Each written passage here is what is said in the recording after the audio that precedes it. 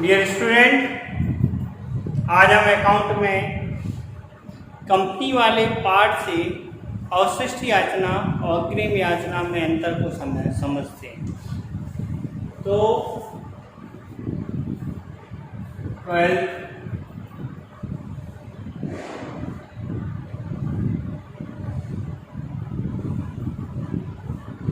Subject account में company वाले relation से अवशिष्ट याचना और अग्रिम याचना।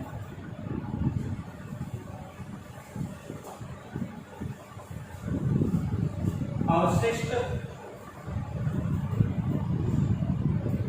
याचना एवं अग्रिम याचना में अंतर।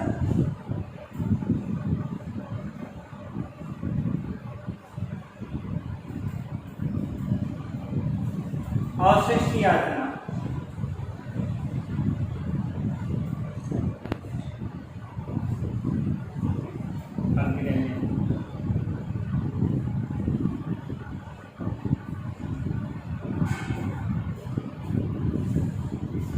तो अवशिष्ट याचना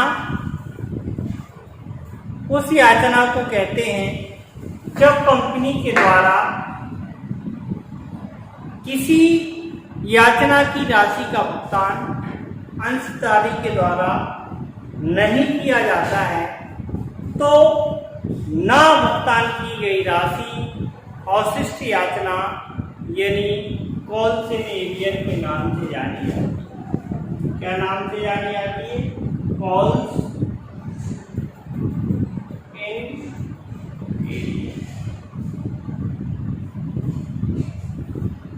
अग्रिम याचना को हम कॉल्स इन एडवांस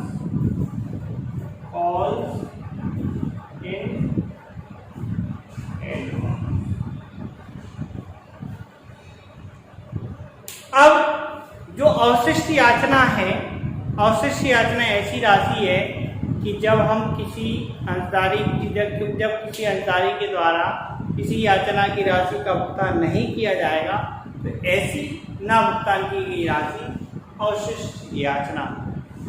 जब किसी अंशधारी के द्वारा कोई याचना की राशि पहले से भुगतान कर दी जाए, अग्रिम रूप से भुगतान कर दी जाए, ड्यू होने के पहले भुगतान कर दी जाए, तो इस प्रकार की राशि को हम कॉल्स इन एडवांस के नाम से जानते हैं। तो सबसे पहला अंतर ये है कि इसमें क्या है, इसका शेष डेबिट होता है, इस चीज से इसका शेष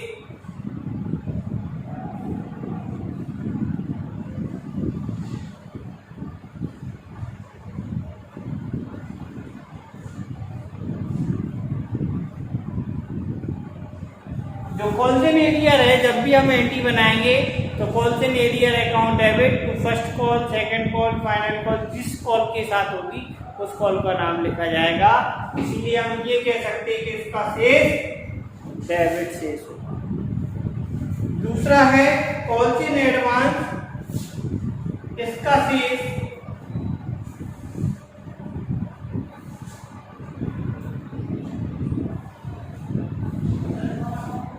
क्रेडिट शेष होगा।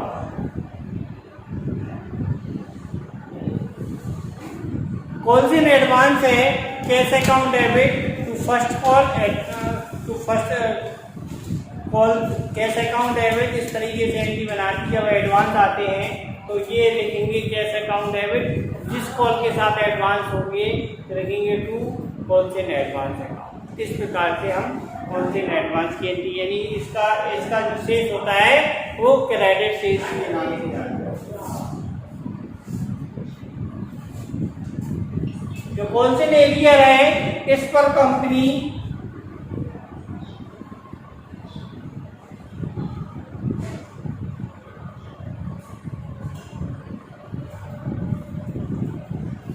%10 से ब्याज ले सकती है।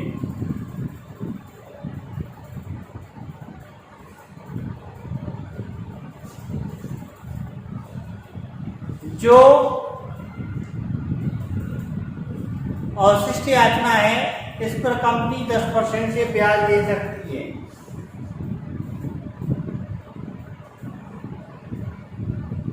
होलसेल एडवांस में इसमें कंपनी के द्वारा 12% की वर्ष की दर से ब्याज दिया जाता है।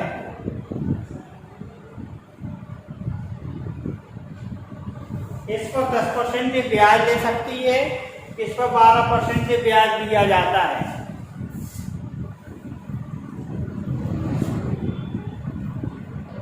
इस पर इस मांग की राशि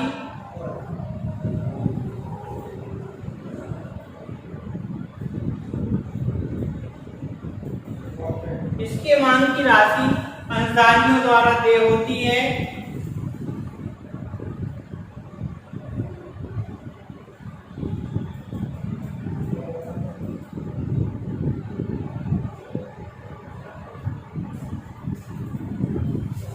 इसके मांग की राशि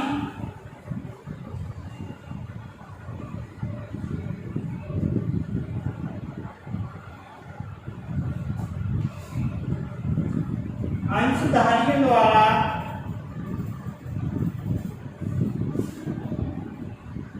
अग्रिम चुकाई जाती है।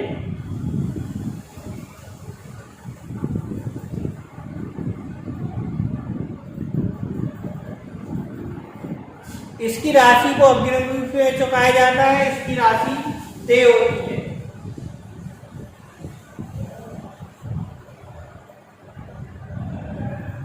इस मांग पर ब्याज की राशि इसकी मांग पर ब्याज की राशि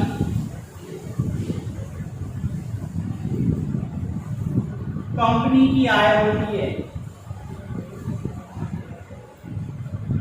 जो भी अवशिष्ट याचना की राशि है, अगर कंपनी के द्वारा ब्याज लिया जा रहा है तो इससे जो भी ब्याज लिया जाएगा वो कंपनी की आय होगी।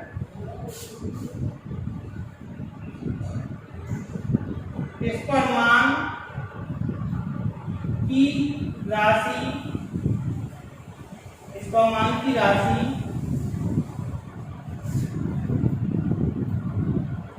पर ब्याज कंपनी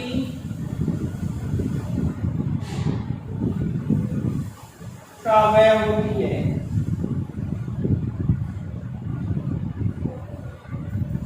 इसको मांग की जो भी राशि है वो कंपनी का क्या होती है, इसको मांग की राशि व ब्याज कंपनी का व्यय होती है। तो इस प्रकार ये कह सकते हैं कि इस पर हमारी जो मांग है वो ब्याज की राशि हमारी आय होती है, इस पर व्यय होती है।